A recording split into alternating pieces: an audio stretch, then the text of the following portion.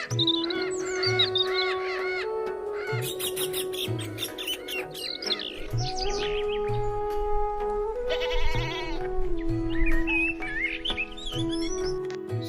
गांव में सेठ रामलाल अपनी पत्नी गंगा देवी और बेटी सरस्वती के साथ रहता था।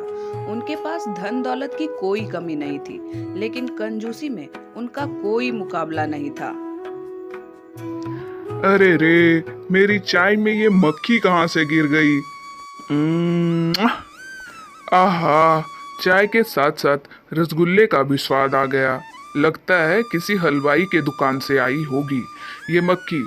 चलो अच्छा है, अब कुछ दिन रसगुल्ले खाने की छुट्टी। हे भगवान, क्या करूं इनकी इस कंजूसी का। हर चीज़ के लिए इन्होंने मुझे रुला रखा है। सुनिए जी, आज मछली खाने का बड़ा मन हो रहा है, आप बाज़ार से ले आइए ना। पिछले 1 साल से बोल रही हूँ, आप हैं कि मानते ही नहीं हैं, बस टरकाते जा रहे हैं। कंजूस रामलाल ने गंगा देवी को बरगलाने की बहुत कोशिश की, पर गंगा देवी नहीं मानी और मछली खाने की जिद पर अड़ गई। थक हार कर सेठ को बाजार जाना ही पड़ा। अरे भैया, ये मछली कितने की दी? ये मछली तो 100 की है सेठ जी। अरे ये तो बहुत ज़्यादा है भाई, तुम तो हमें ठग रहे हो यार। जहाँ से तुम लाते हो वहाँ इतने की थोड़ी ना मिलती होगी। अगर मैं ठग रहा हूँ सेठ जी, तो जाओ फिर उसी से खरीद लो जो थोक रेट पर बेचता है। अब कंजूस सेठ थोक की दुकान पर पहुंचा और वहां दाम पूछने लगा। अरे भैया, ये मछली कितने की है? ये मछली 80 रुपए की है सेठ जी। ओहो, ये तो बहुत महंगी है भाई, इतने की तो मैं नहीं लूँगा। वैसे भी जहाँ से तुम ये मछली लाते हो वहाँ इतनी की थोड़ी ना मिलती होगी। हाँ हाँ, क्यों नहीं, हम तो नदी से मछली लाते हैं, वहाँ तो बिल्कुल मुफ्त में मिलती है। जाओ वहीं से लेकर आ जाओ। ये बात सेठ को बहुत जची। अरे वाह, जब मुफ्त में कोई चीज़ मिल रही है तो फिर मैं पैसे देकर क्यों खरीदूं? वह नदी की खोज में निकल पड़ा। आखिरकार कुछ दूर चलने के बाद उसे एक नदी मिल गई। वाह, मिल गई नदी। चलो अब इस नदी से बढ़िया बढ़िया मछली पकड़ लाता हूँ। ये सोचकर वह नदी में उतर गया। मछली पकड़ने के चक्कर में वह नदी में काफी गहराई तक पहुंच गया, जहां से बिना तैरे वापस आना संभव नहीं था।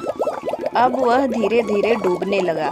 सेठ को याद आया कि उसे तैरना आता ही नहीं है। खुद को मौत के करीब जाते देख उसे भगवान याद आने लगे। उसने मन ही मन मन्नत मांगनी शुरू कर दी। हे भगवान, मेरी जान बचा लो, भाड़ में गई यह मछलियाँ। अगर मैं इस नदी से बाहर निकल जाऊं तो मैं पूरे 101 ब्राह्मणों को भोजन खिलाऊंगा। मुझे बचा लीजिए प्रभु। मन्नत मांगने से उसके मन में एक आत्मबल आ गया और वह धीरे धीरे हाथ पैर मारता हुआ उस जगह से थोड़ा ऊपर आ गया। उसने देखा तो उसे थोड़ी खुशी हुई, पर पछतावा भी हुआ। अरे यार, मैंने बिना मतलब ही 101 ब्राह्मणों के लिए कह दिया। आधी दूर तो मैं आ ही गया हूँ, थोड़ा कम कर लेता हूँ। तब उसने फिर भगवान से मन्नत मांगी। हे प्रभु, पिछली वाली मन्नत में मैं थोड़ा जोश में बोल गया। 101 थोड़ा ज़्यादा है। अगर अब नदी से बाहर निकल जाऊं तो 51 ब्राह्मणों को अवश्य भोजन करवाऊंगा। थोड़ा साहस करके उसने फिर तैरना शुरू किया और थोड़ी दूर और आगे आ गया। अब सिर्फ चौथाई हिस्सा ही रह गया था। हे प्रभु, 51 ब्राह्मण को थोड़ा कम कर लो। अगर मैं अब नदी से बाहर निकल जाऊं तो 11 ब्राह्मण को भोजन करवाऊंगा। ऐसे ही करते करते वह नदी के किनारे पहुंच गया। अब पानी 2-3 फीट ही रह गया था। जान बचते ही उसके स्वर बदल गए। हे भगवान, 11 ब्राह्मण भी थोड़े ज्यादा ही हैं। मैं 11 ना सही, पर एक ब्राह्मण को तो भोजन करा ही दूंगा। ऐसे करते करते सेठ रामधन लाल आखिरकार नदी से बाहर आ गया। बाहर निकलने के बाद सेठ ने सोचा, अब कह तो दिया है कि एक ब्राह्मण को भोजन कराऊंगा, पर भोजन कराऊंगा कैसे? कंजूसी और पैसे बचाने के चक्कर में मुझे ऐसे ब्राह्मण की खोज करनी होगी जो बहुत कम खाता हो। कई जगह ढूंढने के बाद भी उसे ऐसा ब्राह्मण नहीं मिला। वह भटकता रहा, पूछता रहा। आखिरकार उसे किसी ने बताया कि पास में एक ब्राह्मण है जो बहुत कम खाते हैं। यह सुनकर सेठ रामधन लाल तुरंत उस ब्राह्मण पंडित हरिनाथ के घर पहुंचा। पंडित हरिनाथ जी, मैं चाहता हूँ कि आप मेरे घर पधारे और भोजन ग्रहण करें। ठीक है सेठ जी, मैं आ जाऊँगा। इतना सुनकर सेठ रामधन लाल को एक शंका हुई। पंडित जी, वैसे आप कितना खा लेते हैं? पिछली बार जिस पंडित को मैंने भोजन कराया था वो बहुत पेटू निकले थे। पंडित हरिनाथ समझ गए कि यह सेठ बड़ा कंजूस है, परंतु अपनी चतुराई दिखाते हुए उन्होंने शांत स्वर में कहा, सेठ जी, मैं पेटू नहीं हूँ, मैं तो मुश्किल से 2 पूड़ियाँ ही खा पाता हूँ। यह सुनते ही सेठ रामधन लाल की खुशी का ठिकाना ही नहीं था। तो ठीक है पंडित जी, आप मेरा निमंत्रण स्वीकार कीजिए। बस ध्यान रहे, मैं रोज सुबह 9 बजे दुकान चला जाता हूँ, तो आप उससे पहले ही आ जाइएगा। पंडित हरिनाथ ने हामी भर दी। सेठ भी प्रसन्न मन से घर लौट आए। अगली सुबह भोजन की पूरी तैयारी हो चुकी थी। सेठ रामधन लाल पंडित हरिनाथ की प्रतीक्षा कर रहे थे, लेकिन 9 बज गए, पंडित जी नहीं आए। 10 बज गए, फिर भी नहीं आए। पंडित जी का तो कुछ पता ही नहीं। मुझे दुकान के लिए देर हो रही है, मैं निकल रहा हूँ। अगर मेरे जाने के बाद पंडित जी आ जाएं, तो उन्हें भोजन करा देना और दक्षिणा भी दे देना। यह कहकर सेठ दुकान चले गए। करीब 12 बजे पंडित हरिनाथ घर पहुँचे। गंगा देवी ने उनका स्वागत किया और उनके हाथ पैर धुलवाने लगी। तभी अचानक पंडित जी फूट फूट कर रोने लगे। पंडित हरिनाथ जी, आप क्यों रो रहे हैं? क्या बताऊं गंगा देवी, इस घर में मैं कई बार पहले भी आ चुका हूँ। जब तुम्हारी सास ससुर जीवित थे तो तुम्हारी देवी जैसी सासू माँ मुझे जब भी बुलाती थी, हाथ पैर धुलवाते समय 5,000 रुपये दिया करती थी। उनकी बहुत याद आ गई। यह सुनकर गंगा देवी भावुक हो गई। सासू माँ नहीं है तो क्या हुआ पंडित जी, मैं हूँ ना, मैं उस रीत को नहीं बदलूंगी। वाह, कितना स्वादिष्ट भोजन कराया है। लेकिन जैसे ही भोजन खत्म हुआ, पंडित हरिनाथ अचानक फूट फूट कर रोने लगे। पंडित जी, आप क्यों रो रहे हैं? कहीं खाने में कमी तो नहीं रह गई? नहीं नहीं गंगा देवी जी, ऐसी कोई बात नहीं है। बस मुझे आपकी लक्ष्मी स्वरूप सासू माँ की याद आ गई। जब वो जीवित थी तो भोजन कराने के बाद दक्षिणा भी देती थी और साथ ही आटा चावल का दान भी करती थी। पर अब समय कहाँ लौट कर आएगा। आप चिंता मत कीजिए पंडित जी, जैसा पहले से होता आया है आगे भी वैसा ही होगा। इतना कहकर गंगा देवी ने तुरंत सेठ रामधन लाल की तिजोरी से पैसे निकालकर पंडित हरिनाथ को दक्षिणा में दिए और साथ ही आटा, चावल, दाल आदि का एक झोला भी भरकर उनके हाथ में दे दिया। पंडित हरिनाथ सब सामान लेकर खुशी खुशी अपने घर चले गए। रात को जब सेठ अपने घर लौटे तो उन्होंने अपनी पत्नी से पूछा, अरे भाग्यवान, पंडित हरिनाथ भोजन करने आए थे या नहीं? हाँ हाँ, पंडित जी आए थे और मैंने उन्हें बहुत अच्छे से भोजन कराया, पर वे बार बार रो रहे थे। वह रो क्यों रहे थे? असल में वे कह रहे थे, सासू माँ के समय में भी वे हमारे घर पर भोजन करने आया करते थे, इसी कारण उन्हें बार बार उनकी याद आ रही थी। लेकिन मैंने उन्हें सासू माँ की कोई कमी महसूस नहीं होने दी। उनका भोजन कराया, दक्षिणा दी और दान भी किया। यह सुनते ही सेठ चौंक पड़े और उनका खून गुस्से से खौल उठा। क्या तूने उन्हें दक्षिणा भी दे दी? इतने में मैं पूरी दुनिया के पंडितों को खाना खिला देता। नहीं छोड़ूंगा उस पंडित को। उसने मुझे चूना लगाकर सामान और पैसे दोनों ऐंठ लिए। इतना कहकर सेठ गुस्से में पंडित हरिनाथ के घर की ओर चल दिए। उधर पंडित हरिनाथ भी पूरी तरह से होशियार और तैयार बैठे थे। उन्हें मालूम था कि कंजूस सेठ रामधन लाल को जब सच्चाई पता चलेगी तो वो हंगामा जरूर करेगा।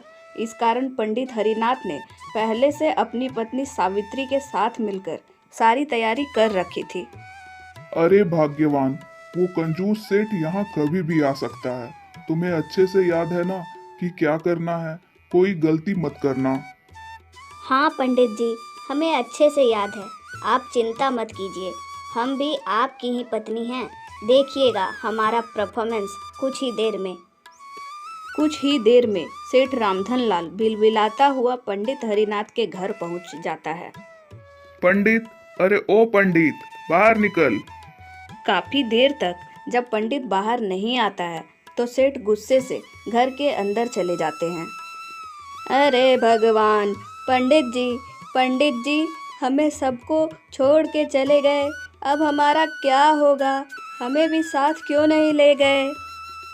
अम्मा, अपने बाबा को क्या हो गया? पता नहीं बिटिया, सुबह अच्छे भले घर में बैठे थे, कहकर गए थे किसी दानवीर सेठ के घर भोजन के लिए जा रहा हूँ। पता नहीं वहाँ इन्हें कौन सा जहर खिला दिया। वहाँ से जो लौटे हैं उन्हें बार बार उल्टी और दस्त हो रही थी, और हमारे पंडित जी हमें छोड़कर चले गए। अब हम कहाँ से इनके क्रियाक्रम के लिए पैसे लगाएं? इतना सब कुछ देखकर सेठ रामधन लाल बहुत घबरा गया। हे भगवान, ये पंडित तो मेरे ही घर से खाना खाकर लौटा है। कहीं यह बात गांव में फैल गई कि मेरे खिलाए खाने से इनकी मौत हो गई तो मुझे तो जेल हो जाएगी। ये मैं कहाँ फंस गया। डर के मारे सेठ ने तुरंत अपनी जेब से 20,000 रुपए निकाले और सावित्री को देते हुए कहा, यह लीजिए, यह कुछ रुपए हैं। आप इससे पंडित जी का दाह संस्कार जल्दी करा लीजिए। और हाँ, इसके अलावा बाकी जो भी जरूरत का सामान होगा वह मैं घर पहुंचा दूंगा। आप बिल्कुल परेशान मत होइए। इतना कहकर रामधन लाल फौरन अपने घर की तरफ पतली गली पकड़कर निकल लेता है और घर पहुंचते ही डर के मारे वह दाह संस्कार का सामान और साथ ही साथ 2 महीने का राशन सावित्री के घर भिजवा देता है। इस बात को 2 महीने बीत जाते हैं। अब सेठ जी का दिया हुआ सारा राशन पानी खत्म हो गया। तब पंडित हरिनाथ ने फिर से कोई तिगड़म लगाने का सोचा। एक सुबह 9 बजे के बाद जब सेठ रामधन लाल अपनी दुकान के लिए निकला, तब पंडित अपने घर से सेठानी गंगा देवी से मिलने उनके घर की तरफ चल दिए। कुछ दिनों से पंडित ने अपनी दाढ़ी मूछ भी नहीं बनवाई थी। वे गंगा देवी के घर पहुँचे। अब पंडित जितने चालाक थे, सेठानी उतनी ही मूर्ख थी। गंगा देवी ने जैसे ही पंडित हरिनाथ को देखा तो वो हैरान होकर बोली, अरे पंडित जी, आप यहाँ? आप तो मर गए थे ना? हाँ गंगा देवी जी, मैं मर गया था और अभी मैं सीधा स्वर्ग से ही आ रहा हूँ। क्या है कि वहाँ हजामत करने वाला कोई नहीं है, तो यहाँ अपनी दाढ़ी मूछ बनवाने आया हूँ। पंडित हरिनाथ बहुत चालाक थे। उन्हें आसपास के लोगों से मालूम हो गया था कि सेठ रामधन लाल की एक बेटी सरस्वती थी, जिसका कई साल पहले स्वर्गवास हो गया था। गंगा देवी जी, मुझे स्वर्ग में आपकी बेटी सरस्वती मिली थी। जब उसे पता चला कि मैं यहाँ आता जाता रहता हूँ तो उसने मुझसे कहने लगी, पंडित जी आप मेरे घर भी चले जाना, मेरे माता पिता का हाल चाल ले आना और उन्हें मेरा समाचार भी दे देना। तभी तो मैं आप लोगों को सरस्वती का समाचार देने आया हूँ। वैसे सेठ रामधन लाल कहाँ हैं? कहीं दिखाई नहीं दे रहे। यह सुनकर गंगा देवी बहुत भावुक हो गई। क्या सच में? कैसी है मेरी बेटी सरस्वती? क्या बताऊं गंगा देवी जी, सरस्वती तो बहुत कमजोर हो गई है। वहाँ कोई बढ़िया इंतजाम नहीं है, ना फल ना फूल ना मेवा ना मिश्री।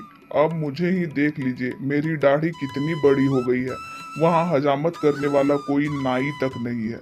तभी मैंने सोचा कि यहाँ आकर दाढ़ी भी बनवा लूं और आपकी बेटी सरस्वती का हाल भी आपको दे दूं। चलिए, अब मेरा समय हो रहा है, मैं थोड़ी देर में वापस जाने वाला हूँ। आपको जो कुछ भी सरस्वती को देना हो वह मुझे दे दीजिए, मैं जाकर उसे दे दूंगा, वो बहुत खुश होगी। यह सुनकर गंगा देवी ने सरस्वती के लिए बढ़िया बढ़िया व्यंजन और राशन सामग्री पंडित हरिनाथ को दे दी। पंडित जी वह सब लेकर अपने घर चले आए। शाम को सेठ रामधन लाल घर लौटे तो गंगा देवी ने उन्हें कुछ नहीं बताया। पंडित हरिनाथ ने वह राशन लगभग 2 महीने चलाए और फिर उन्होंने एक नई तिगड़म लगाई। वह दोबारा सेठ रामधन लाल के घर पहुंच गए। गंगा देवी ने उन्हें देखकर मुस्कुराते हुए पूछा, अरे पंडित जी, क्या हाल चाल है आपके? और मेरी बेटी सरस्वती कैसी है? हाल चाल तो बढ़िया है। अब तो सरस्वती एकदम तंदुरुस्त हो गई है। आपका दिया हुआ सामान देखकर वह बहुत खुश हो गई थी और खूब खा पी रही है। उसने आपका और सेठ रामधन लाल का हाल चाल पूछा है। और हाँ, एक खुशी की बात बतानी है, मैं भूल ही गया। जानती हो, आप नानी बन गई हो और सेठ रामधन लाल नाना सरस्वती को लड़का हुआ है। यह सुनकर गंगा देवी की खुशी का ठिकाना ही नहीं रहा। क्या सच में? हाँ गंगा देवी जी, और सरस्वती ने कहा है अम्मा से कह देना कि नाती के लिए कुछ कपड़े और शगुन का सामान भिजवा दे। और हाँ, उसने वहाँ दावत का भी इंतजाम किया है, तो उसके लिए कुछ राशन पानी भी भिजवा देना। अब तो गंगा देवी दौड़ दौड़ कर सारा इंतजाम करने लगी। उसने आटा, चावल, सारा राशन का सामान भरकर पंडित हरिनाथ को दे दिया। पंडित जी, सरस्वती से कहना कि उसकी माँ उसको बहुत याद करती है और मेरी नाती को मेरा खूब सारा प्यार देना। हाँ हाँ, क्यों नहीं, कह दूंगा, यह जरूर कह दूंगा। इतना कहकर पंडित हरिनाथ निकल लिए। तभी अचानक किसी काम से सेठ रामधन लाल घर आ पहुंचे और देखा कि गंगा देवी तो दरवाजे पर ही खड़ी है। क्या बात है भाग्यवान, तुम यहाँ क्यों खड़ी हो? कोई आया था क्या? हाँ, स्वर्ग से पंडित हरिनाथ आए थे। आप जानते हैं, आप नाना बन गए हैं। नाना? अरे मैं नाना कैसे बन गया? ना मेरी कोई बेटी है, ना कोई भतीजी, भला फिर मैं नाना कैसे बन सकता हूँ? अरे, अपनी बेटी है ना सरस्वती, स्वर्ग में उसी को लड़का हुआ है, पंडित जी बता रहे थे। यह सब बातें सुनकर तो मानो सेठ रामधन लाल को जैसे करंट ही लग गया। हे भगवान, तुम्हारा दिमाग खराब है भाग्यवान। उस पंडित ने तुमसे कुछ भी कहा और तुमने सब कुछ मान लिया। कहीं वो तुम्हें ठग कर कुछ ले तो नहीं गया? नहीं नहीं, मैंने उन्हें कुछ खास तो नहीं दिया।